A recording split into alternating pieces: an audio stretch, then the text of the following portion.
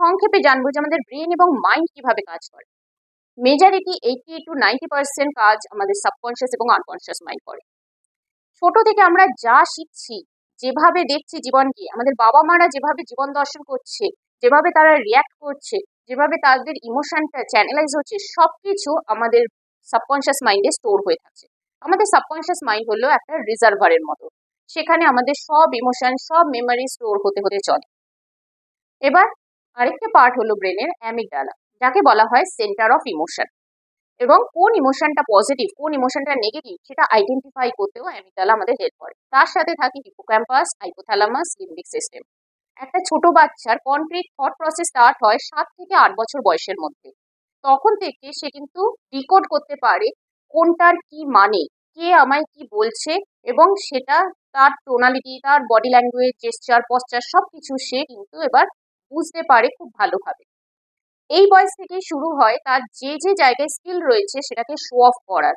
এই 7-8 বছর বয়স থেকে 18 বছর টিনেজ পিরিয়ড, এই স্কুল লাইফটাতে সে যদি সম্পূর্ণ সময় শুনতে শুনতে বড় হয় যে সে একটা মাথা মোটা, সে একটা তার কিছুই মনে রাখতে পারে না, তার মাথায় কিছুই থাকে না, সে একটা গরু গবে, বা আরেকজনের থেকে শুনতে হচ্ছে যে সে পড়াশোনায় ভালো কিন্তু অন্য কোনো দিকে গেলেই তার ভবিষ্যৎ অন্ধকার, ভবিষ্যতে কিছু করতে পারবে না, ভবিষ্যৎ একেবারে গোল্লায় যাবে, তুমি একেবারে জীবনে ভরাডুবিতে পড়ে যাবে, এই ধরনের কথা 10 বছর ধরে, 12 বছর ধরে শুনে যেতে হচ্ছে। সেখানে এই ইমোশন গুলো সবটা লং টার্ম মেমোরিতে স্টোর হয়ে যাচ্ছে আমাদের মাইন্ডের মধ্যে। যা লং টার্ম মেমোরিতে স্টোর হয়ে যায় তা আমাদের আনকনশিয়াস, সাবকনশিয়াসে থেকে যায়, এবং আমাদের ব্রেনের মধ্যে এই অ্যামিগডালা, হিপোক্যাম্পাস, এই দুটো পার্টেও থেকে যায়। হিপোক্যাম্পাসের কাজ হচ্ছে সেগুলোকে স্টোর করে রাখা এবং যথাসময়ে সাপ্লাই দেওয়া, কারণ সেই সমস্ত ইভেন্টগুলোকে খুব সযত্নে সাজিয়ে সাজিয়ে সেখানে স্টোর করে রাখে। জীবনের এই ইভেন্টগুলো যেগুলো লং টার্ম মেমোরিতে চলে গেছে, বারংবার প্র্যাকটিসের মাধ্যমে, সামাজিকভাবে প্র্যাকটিসের মাধ্যমে এই ইমোশনগুলো তার অ্যামিগডালা, হিপোক্যাম্পাস, সাবকনশিয়াস মাইন্ড সবেতে স্টোর হয়ে রয়েছে। আজ ওই পরিস্থিতিটা রিপ্লেস হয়ে যখন একটা অন্য পরিস্থিতিও আসছে, তার কিন্তু সেম ইমোশনগুলো এবার ট্রিগার দিয়ে উঠছে। তো এই সাইন্টিফিক এরিয়াটা আমাদের জানা বোঝা দরকার। যখন আমরা এই লেম্যানের মতো কথা বলি, আজ কেন হবে, কি জন্যে হবে, কেন কি জন্যের পেছনে আমাদের এই ব্রেন, আমাদের এই সাবকনশিয়াস মাইন্ডের কাজ অনেক বেশি।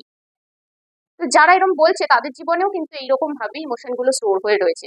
তারাও যখন সেম কোনো একটা সিচুয়েশনের মধ্যে পড়বে, ওই ইমোশন অ্যাসোসিয়েট হবে, তাদের লাইফেও কোনো না কোনো ইমোশন ট্রিগার হয়ে দেখা দেবে।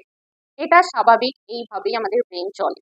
অ্যামিগডালা এবং হিপোক্যাম্পাসের আরেকটি ইম্পর্টেন্ট কাজ হলো, যখনই আমাদের স্ট্রেসফুল সিচুয়েশন হয়, পরীক্ষার সময় হয়, চাপযুক্ত পরিবেশ হয়, তখন আমাদের প্রপার ইনফরমেশন সাপ্লাই করা, যা যা আমাদের ব্রেনের মধ্যে রয়েছে, যা যা এক্সপিরিয়েন্স করে এসেছি সেই জিনিসগুলোকে সাপ্লাই করা।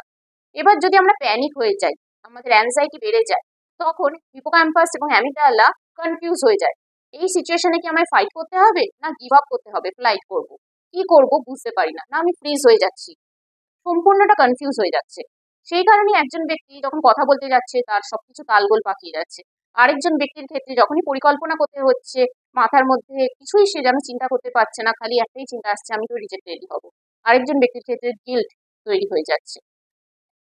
এখানে যারা যারা স্টুডেন্টস আছো, সাইকোলজি নিয়ে পড়তে চাও, বা ডাব্লিউবিসিএস অপশনাল সাবজেক্ট সাইকোলজি নিতে চাও, জানতে চাও কিভাবে আমাদের পারসেপশন কাজ করে, কিভাবে আমাদের ইমোশন তৈরি হয়, কিভাবে আমাদের থট প্রসেস তৈরি হয়, এবং আমাদের অতীতের ট্রমাগুলো তার এফেক্ট প্রেজেন্ট এবং ফিউচারে পড়ে কিনা, যার কারণবশত নানান রকম ফিজিক্যাল এবং মেন্টাল হেলথ ইস্যুস তৈরি হয়।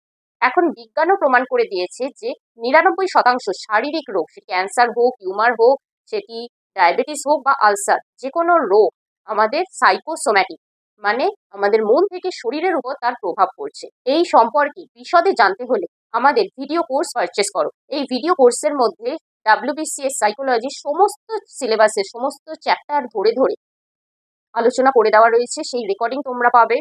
এর সাথে তোমরা বেঙ্গলি এবং ইংলিশে পিডিএফ নোটস পেয়ে যাবে। এছাড়া কেউ যদি আমার সাথে লাইভ ক্লাস অ্যাটেন্ড করতে চাও, তাহলে সেক্ষেত্রেও ক্লাস রেকর্ডিং পাবে এবং পিডিএফ নোটস তোমাদের কাছে চলে আসবে। তোমরা কেউ যদি লাইভ ক্লাস অ্যাটেন্ড করতে চাও এবং পারচেস করতে চাও ভিডিও কোর্স, সেক্ষেত্রে এখানে যে কন্ট্যাক্ট নাম্বারটি দেওয়া রয়েছে সেই কন্ট্যাক্ট নাম্বারে যোগাযোগ করো।